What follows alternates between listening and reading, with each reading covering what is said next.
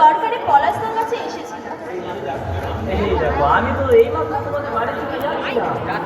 তোমার দাদা মানে কুমার বাড়িতে আছে? হ্যাঁ আছে।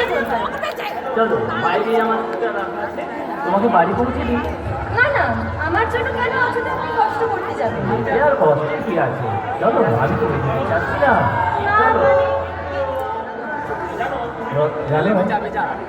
তুমি কিন্তু এই কয়েক বছরেই আর সুন্দরী হয়ে গেছো না? তাই বুঝি? আমি তো তোমাকে চিনতেই পারিনি। পারবেন কি করে? চাকরির চশমা পরে আপনার চরিত্রটাই যে চেঞ্জ হয়ে গেছে। না না, যা ভাবছি তা নয়। আমি এসেই পলাশের কাছে তোমার খোঁজ নিয়েছি। তারপর বলো কেমন আছো? দেখে কি মনে হচ্ছে? দেখে তো মনে হচ্ছে এই শোনো না, আজ সন্ধ্যায় তোমার হাতে কোনো কাজ আছে নাকি? চলো না আজ ইভিনিং শোতে একটা সিনেমা দেখে আসি। অনেকদিন হলো বাংলা সিনেমা দেখা হয়। বেশ তো, দাদাকে নিয়ে যান না, আমার একটু কাজ আছে বুঝলেন।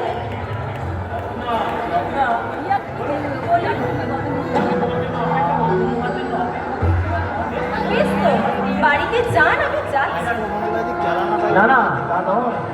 তবে বিশ্বাস করো আপনার, আমি 2.5 বছর চাকরির প্রয়োজনে বাইরে থাকলেও এক মুহূর্তের জন্য তোমার কথা বুঝতে পারিনি। শয়নে স্বপনে নিদ্রায় জাগরণে আমি কেবল তোমার কথাই ভেবেছি। তাই কাল বাড়িতে ফেরার পর থেকে ছটফট করছি কখন তোমার দেখা পাবো। এই তো দেখা পেলেন। শুধু দেখা পাওয়া নয় রত্না, আমি তোমাকে ভালোবাসি। তুমি যদি রাজি থাকো তাহলে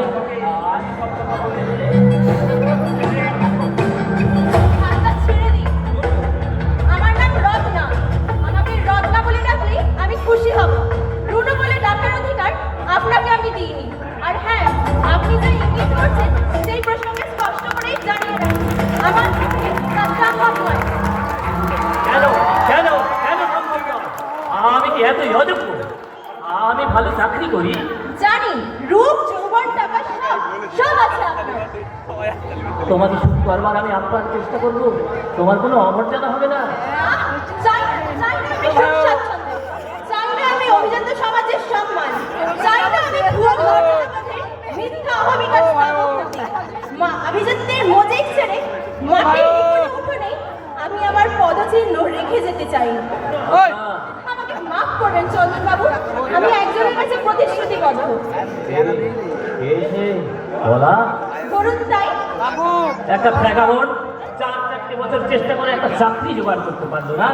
শুধু হিরো মার্কা চেহারা থাকলেই হয় না রত্না, ক্যালিবার চাই, ক্যালিবার। ওর যে যোগ্যতা আছে। রত্না, ধার করা বিদ্যা দিয়ে কলেজের ডিবেটিংয়ে হয়তো যেতে যায়, কিন্তু জীবনের প্রতিটি পদক্ষেপে তাকে খেতে হয় যোগ্য। কি আছে ওই অপদার্থটা?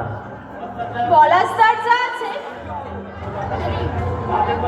তা দেখবার চোখ আপনার নেই। রত্না, আশা করি এরপরে আর কোনো রকম প্রশ্ন আপনি আমাকে করবেন না।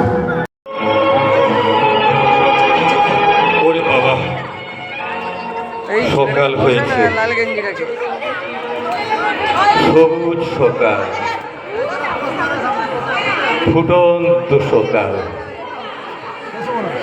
রাশি রাশি আলো ছড়াচ্ছে পূব দিগন্তের ওই রক্তিম সূর্যটা। কিন্তু কিন্তু কোথায় আলো? কোনো দিকে পথ খুঁজে পাচ্ছি না কেন? পথ পথ কোথায়? পথ কোথায়? পথ কোথায়?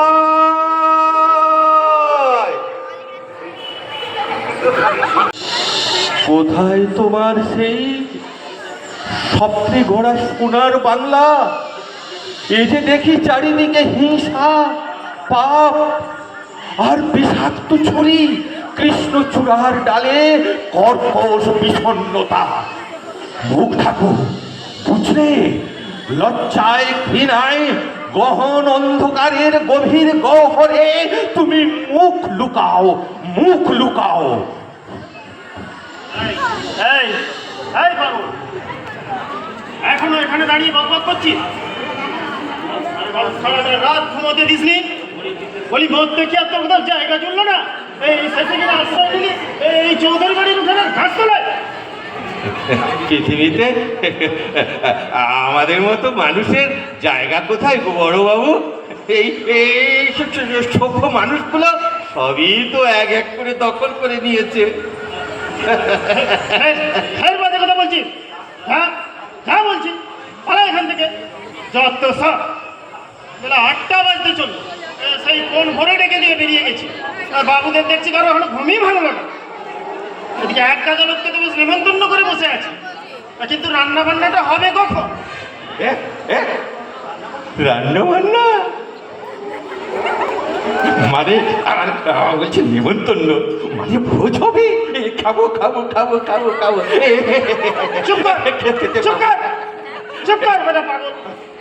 বলি পিলে, এই পিলে, এই লাট সাহেবের ঘুম কি আজ আর ভাঙবে না? এই পিলে,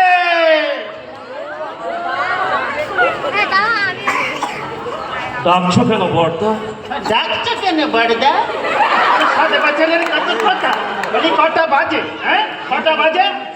এখনো সাড়ের মতো পড়ে পড়ে ঘুমাচ্ছিস? সংসারের কাজগুলো হবে কি করে?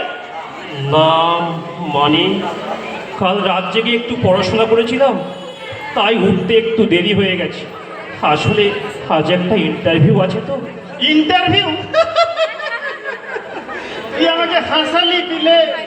বলি এইভাবে ধোকা দিয়ে আর কতদিন চলবে? হ্যাঁ এই ইন্টারভিউ দেখিয়ে এই 4-4টা বছর তো বেশ দাদার গাড়ি বসে বসে খাচ্ছি। বর্দা আমি না, কৈফিয়ত দিয়ে তুই আমাকে সন্তুষ্ট করতে পারবি না। একটা অপদার্থ কুলাঙ্গা। আমার মতো মানুষ বলে তা এখনো তোকে খেতে করতে দিচ্ছে। এই অন্য কেউ হলে লাথি মেরে দূর করে দিত। অপদার্থ বংশের কুলাঙ্গা। আমি তো চেষ্টা করছি বর্দা। আচ্ছাই চেষ্টা করছি, চেষ্টা করছি বাড়দা। বলি চেষ্টা করলে চাকরি হয় না? বলি তোর সঙ্গে যারা পড়তো কোন ছেলেটা বেকার বসে আছে বলতো?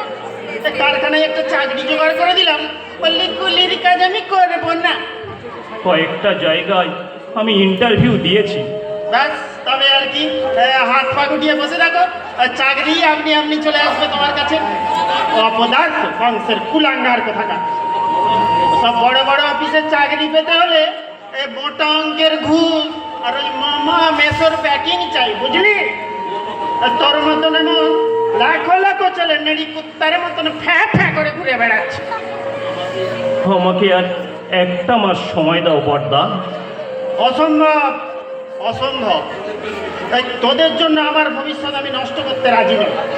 আজ যদি আমি চোখ বুঝি, কাল আমার ছেলে মেয়েরা পথে বসবে, তখন কোনো ভাই এক মুঠো ভাত দিয়ে সাহায্য করবে না। ঠিক আছে, আমি তোমাকে দুটো যদি ওই বেকার ছেলেটাকে ডেকে খাওয়াতেন তাহলে আমি খুব তৃপ্তি পেতাম, খুব তৃপ্তি পেতাম। আর তাছাড়া দেখতে পাচ্ছি তো খেতে না পেয়ে কত লোকে ফেলেই দিচ্ছে। ডাক্তার বাবু, তেলে মাথায় সবাই তেল দেয় সুভাষ, কিন্তু রুক্ষ মাথায় কেউ তেল দেয় না। ঠিক সুভাষ, ঠিক।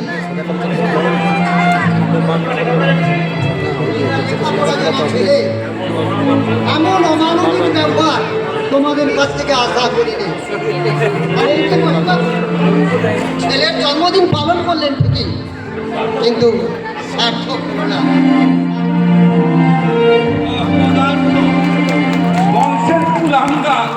বাবা বলি খেতেই যদি পাসনি শুয়া, তা আমায় এসে বললি না কেন? আস্তে পিস্তে গিয়ে আমরা এগিয়ে যাই।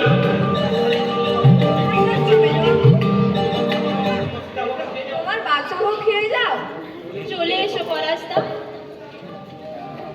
পলাশ বাবাজি, পিলু, মেজোবাবু, ওহ কি দৃশ্য দেখলাম, নয়ন আমার সার্থক হয়ে গেল। ক্যামেরা থাকলে সমাজ জীবনের এই বাস্তব ছবিটা আমি বন্দি করে রাখতাম। মুহূর্তের মধ্যে এই দৃশ্যপটের যে পরিবর্তন হয়ে গেল, সেটা কে ঘটালো? পরিবর্তনটা ঘটালো কি তাহলে এই একটা মাত্র চিঠি, যার তারা আজকে আমাদের এই নাটকের অভিনয় দেখলেন, ধৈর্য ধরে এত সময় দিয়ে তাদের প্রত্যেককে অনেক অনেক ধন্যবাদ এবং কৃতজ্ঞতা জানাচ্ছি। তবে একটা কথা বলবার জন্যই আমার আশা, সত্যি বলতে কি এই মুহূর্তে আমি বেশ কিছুটা ভাগ্য বিপর্যয়ের মধ্য দিয়ে যাচ্ছি ব্যক্তিগতভাবে। আমি যখন প্রথম প্রস্তাব দিয়েছিলাম আমার মাস্টারমশাইদের যে এবারে একটা নাটক করুন, তারা কিন্তু অত্যন্ত উৎসাহের সঙ্গে আগ্রহের সঙ্গে গ্রহণ করেছিলেন এই প্রস্তাব এবং নাটকের রিহার্সেল শুরু করেছিলেন। তবে একটা কন্ডিশন ছিল যে স্যার আপনাকেও আমাদের সঙ্গে অভিনয় করতে হবে। তো একটা সময় অভিনয় করতাম, প্রচুর অভিনয় করেছি।